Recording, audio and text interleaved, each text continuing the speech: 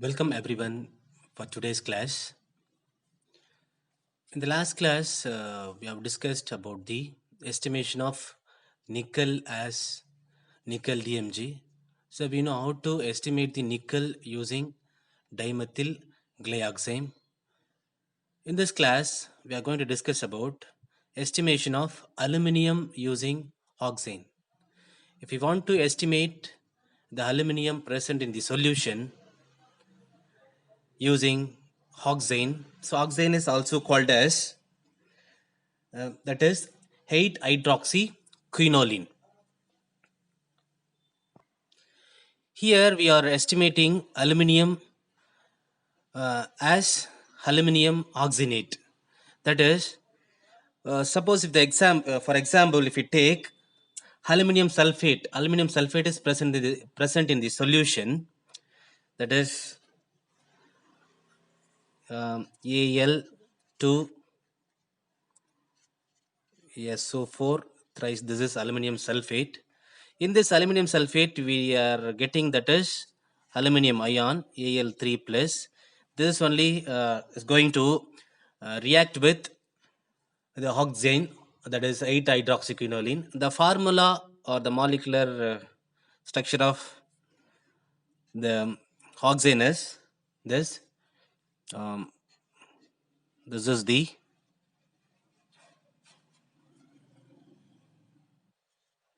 molecular mass of oxane. Here, this oxane is combined with the aluminium and forms aluminium oxenate. So, one aluminium combines with 3 molecules of oxane and gives aluminium oxenate Al, and this is 3 times oxane will be in the 3 time.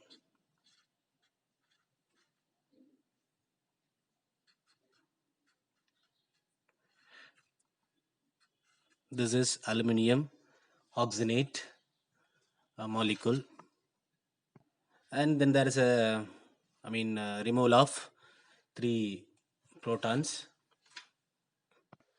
So here this is aluminium, this is oxine, and this is aluminium oxenate. So we should know the actual structure of aluminum oxenate. Here aluminum is in 6 coordination, which means here this oxane ligand gives 2 coordination centers each and forms 6 coordination with aluminum. The structure of this aluminum oxenate will be like this. Take aluminum.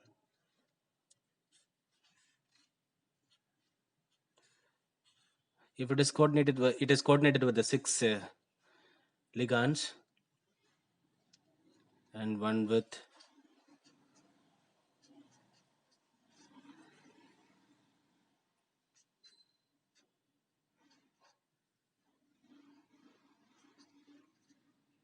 and this is coordinated with here, and then likewise there are another 2 ligands will be coordinating with this, and then oxygen will be coordinated like this.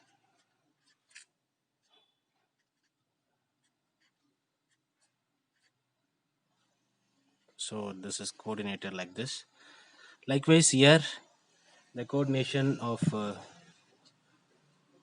another ligand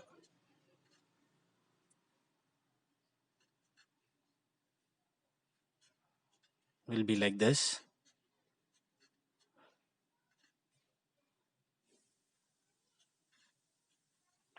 So the aluminum oxenate is coordinated like this as a 6 coordination, and therefore this is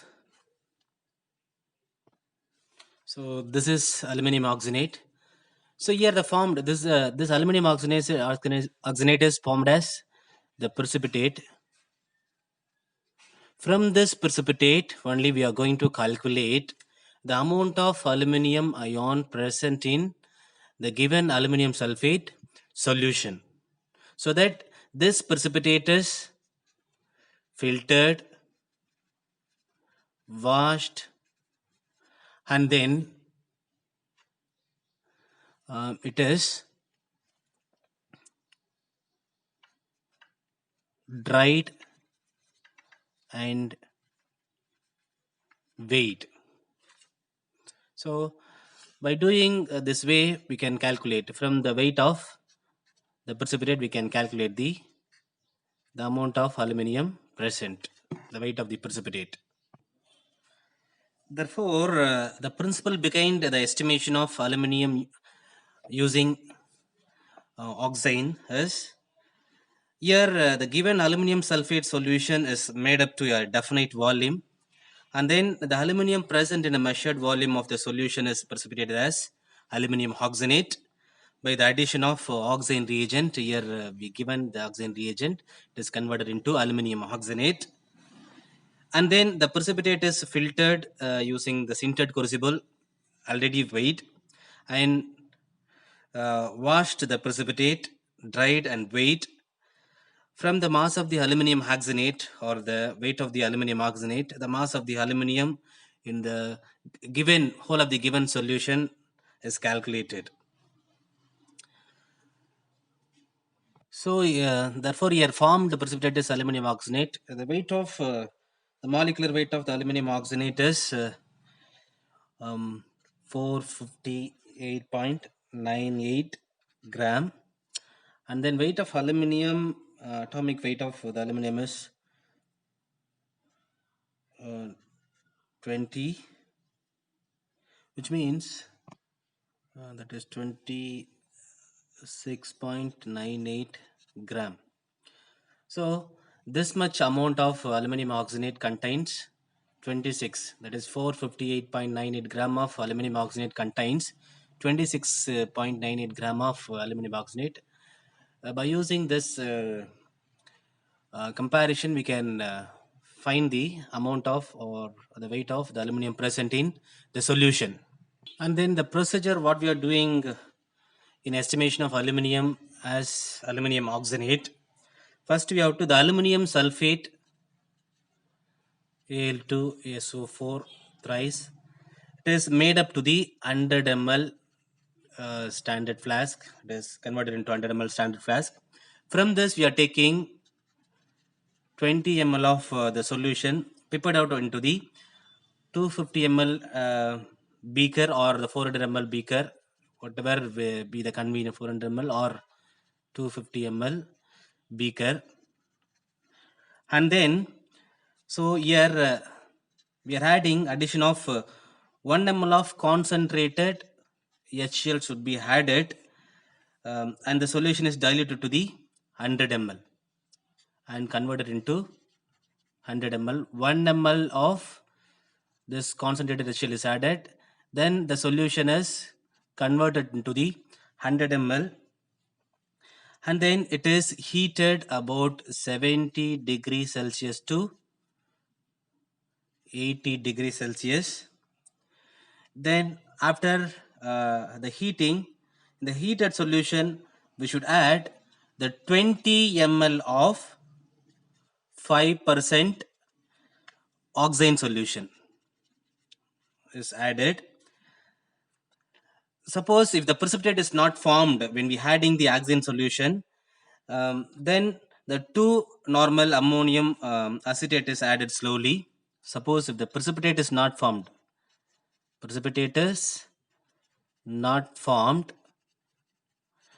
so that we have to add 2 normal solution of ammonium acetate. Ammonium acetate is to be added slowly until the precipitate is formed. If the precipitate is not forming, we should add the 2 ml ammonium acetate because it should come into the alkaline condition. Till we need to add ammonium acetate till the formation of the precipitate. Then the solution is then heated to boiling. So after the formation of the precipitate, it is heated to boiling, and then further 20 ml of 2 normal ammonium acetate solution is added dropwise. So after that we have to add, after boiling the solution, further we need to add the 25 ml of ammonium acetate solution so this is added dropwise, dropwise with constant stirring to make the precipitate complex. There is a formation of the complex here. The forming precipitate is complex. Aluminum oxygenate is a 6 coordination complex. So we need to do the constant stirring till the formation of, that is, if the supernatant solution is not yellow, a few more ml of the oxide solution is to be added. If it is not yellow color, we should add the further addition of oxide solution. After cooling, the solution is filtered through the, so after the formation of the precipitate, it should be cooling, the solution filtered through a wide sintered G4 crucible, and then cooled and filtered through G4, that is crucible, IG4 crucible, that is sintered crucible. So, and then weighed. Here the sintered crucible is already weighed crucible. In that only we have to filter the precipitate, and then the precipitate is washed several times with cold water. Precipitate is washed with cold water several times. Then the sintered crucible with the precipitate kept in an air oven. So it should be kept in air oven at 130 degree Celsius to 140 degree Celsius. So after keeping, this is often 30 to 60 minutes. After cooling an desiccator, so we need to take it out the crucible and then keep it in the desiccator, and then weight, the weight of the crucible plus the precipitate. From the weight of the precipitate, we can calculate the amount of aluminum present in the solution. And while doing this estimation, we need to do the duplicate too. However, we did this estimation in a beaker. Likewise, we have to do the duplicate with that. So after precipitate is weighed, the precipitate to be weighed. After weighing, we need to calculate the amount of precipitate present, amount of the aluminum present in the solution. That calculation is done like this. So we know that already the weighed sintered crucible, mass of sintered crucible we have taken, that is equal to, we can take W1 gram already we have taken in estimation of nickel. Mass or weight, we can take mass or weight, and the mass of crucible plus precipitate, that is aluminum oxygenate precipitate, that is equal to, we can take W2 gram. If you want the weight of the precipitate, we need to subtract this with this, because here the precipitate with weight of the precipitate and the crucible, it is the weight of the crucible alone. So that we need to subtract this W2 and W1, W2 with W1, and then we'll get the mass of aluminum oxygenate. Therefore, the mass of aluminum oxygenate is equal to W2 minus W1 gram. And we know already, that is, this is the mass of aluminum oxygenate. We know that 458.98 gram of aluminum oxygenate contains 26.98 gram of aluminium. Now, what is the mass of the aluminium present in this much amount of aluminium oxide? Therefore, the mass of aluminium ion in W2 minus W2 gram of aluminium oxygenate, that is equal to 26.98 divided by 458.98 gram into W2 minus W1 gram. If you multiply this is with this, then we'll get the amount of aluminium present in this much amount of aluminium oxygenate. Therefore, and here this is the 20 ml of, this is the amount in the 20 ml of the solution. Here suppose if you are going to find out, the estimation is going to find out in the presence of 100 ml means what we have to do, we have made this into the 100 ml solution only, so that we need to find the amount present in the 100 ml of the solution. So that we need to multiply this is with 26.98 by 458.98 into W2 minus W1. This is for the 20 ml, and we need to calculate for the 100 ml. If you subtract it, you will get into 5. So if you are getting 5. So by using this formula, we can calculate the mass of the aluminum in the whole of the given solution. Okay, from this we can calculate the whole of the given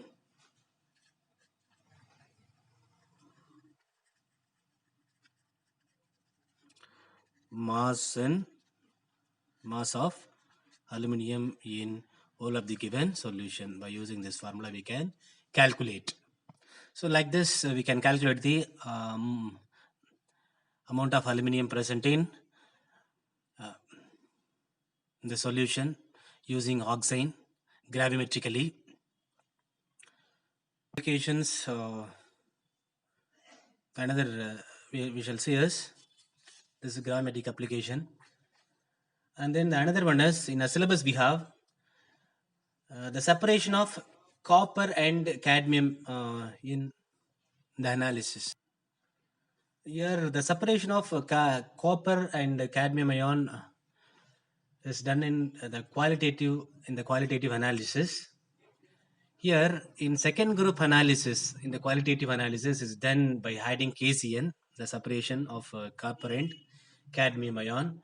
That is, in the second group, we know that in the first group, in the qualitative analysis, we are adding HCl. After that, in the second group, we are passing hydrogen sulfide gas. When we pass hydrogen sulfide gas, this copper 2 plus and H2S precipitated, sulfide ion gets precipitated into it is precipitated as copper sulfide. Likewise, the cadmium is precipitated as cadmium sulfide in yellow color precipitate. Here it is happening in the second group analysis. While we are doing this in the second group analysis, the second group analysis is done by addition of adding potassium cyanide. If you had the potassium cyanide, what happens here is that the sulfides of both the metals form complexes and go into the solution after that. So we know that there is a formation of sulfide ions in the second group analysis. In that, if we had potassium cyanide solution, what happens here is that after the addition of the potassium cyanide solution, then we are adding H2S gas in the copper and cadmium solution. If you add like that, means there is a formation of, here this becomes into the, when we had the potassium cyanide with the copper and the cadmium, it becomes into the potassium forms a complex like this, hexacyano, potassium hexacyano cuprate is forming the copper complex, and the cadmium is giving 2 plus, and the formation of K2 4. We do this in the second group analysis. We can get these two complexes. Among these two complexes, this complexes, the copper complex is more stable than the cadmium complex. Therefore, it is cadmium is alone precipitated on passing H2S. So it can be separated by filtration. So this is more stable than the cadmium complex in the solution, so that we can separate it and we can calculate it. And the cadmium is separated by filtration. And this cadmium is precipitated alone is precipitated on passing H2S gas, and we can calculate the amount of the cadmium too. So first in this we are doing the qualitative analysis, the separations, the copper and cadmium. We are separating the copper and cadmium. After the separating in copper and cadmium, we can do that the calculations, the amount of copper, and then we can after the precipitation of the cadmium as cadmium sulfate, we can calculate the amount of cadmium present in the solution. And then the detection of potassium ion. To detect the potassium ion, if you have the potassium ion or the presence of potassium ion, do not know that there is the presence of the potassium ion.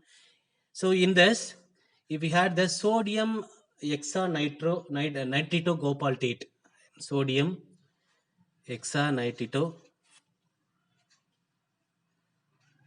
gopaltate in this, then it forms potassium hexanitrito gopalt 3. So this is potassium hexanitrito gopalt 3 complex.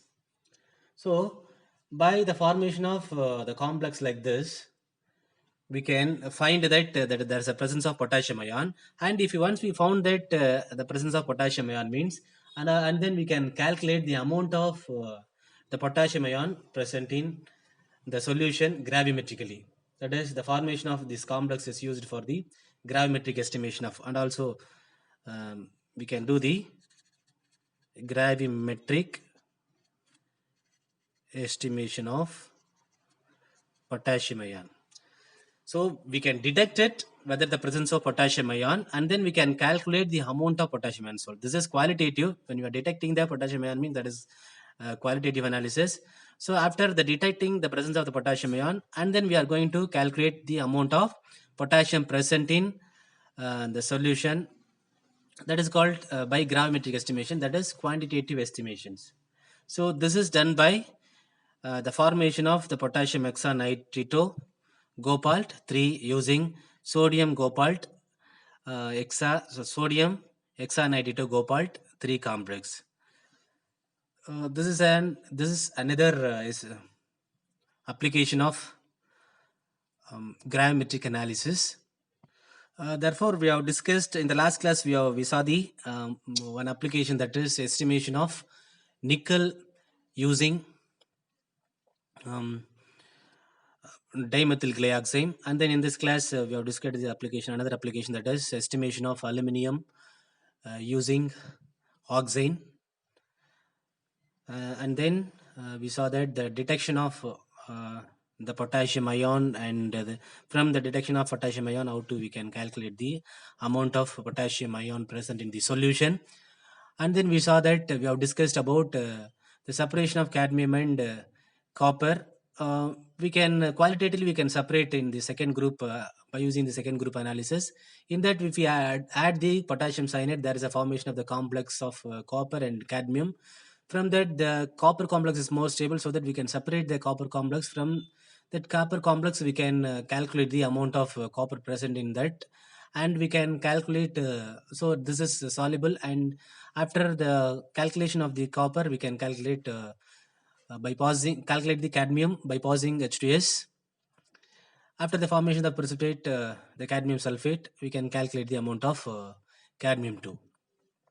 So these are the some of the applications we have discussed. Those applications are given in the syllabus. So in addition to that, there are some of the applications of gravimetric analysis. They are estimation of water of hydration in crystalline barium chloride, and estimation of sulfate as barium sulfate, already we discussed. Estimation of barium as barium sulfate, estimation of iron as ferric oxide, estimation of calcium as calcium carbonate, and estimation of chloride as silver chloride, copper as cuprous thiocyanate, and estimation of chloride as silver chloride, and estimation of magnesium as magnesium oxenate, estimation of lead as lead chromate, estimation of calcium as calcium oxalate, estimation of iron using cupheron, and estimation of iron using um, hexamine. So these are all some more applications of gravimetric analysis, and also the estimation of zinc using Hoxane. Therefore, I think you understood some of the applications of the gravimetric analysis discussed here. Thank you.